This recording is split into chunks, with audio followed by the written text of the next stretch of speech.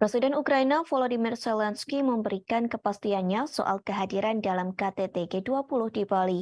Ia mengatakan tidak akan hadir dalam acara yang diselenggarakan pada 15 hingga 16 November mendatang. Dengan kekeh, Zelensky mengatakan tidak akan datang jika Presiden Rusia Vladimir Putin turut hadir.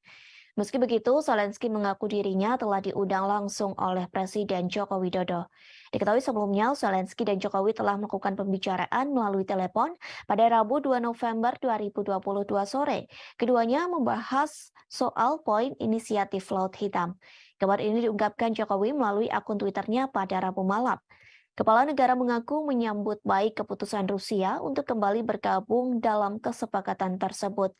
Sebelum Jokowi mengatakan ia optimis kepada kesepakatan perdagangan gandum antara Rusia dan komunitas internasional akan dimulai kembali. Kesepakatan ini dimungkinkan akan dilakukan setelah pertemuan tingkat tinggi G20 di Bali pada 15 hingga 16 November.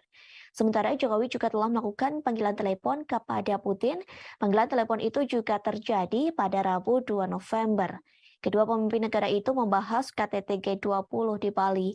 Namun, Putin belum secara tegas menyampaikan akan datang langsung ke KTT G20 di Bali.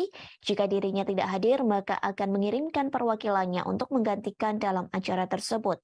Sebelumnya melalui Instagram, Jokowi menyampaikan bahwa sudah ada 17 pemimpin negara yang bersedia menghadiri KTT G20 di Bali. Selain itu, Jokowi mengatakan masih ada 3 pemimpin negara lain yang sedang ditunggu konfirmasinya.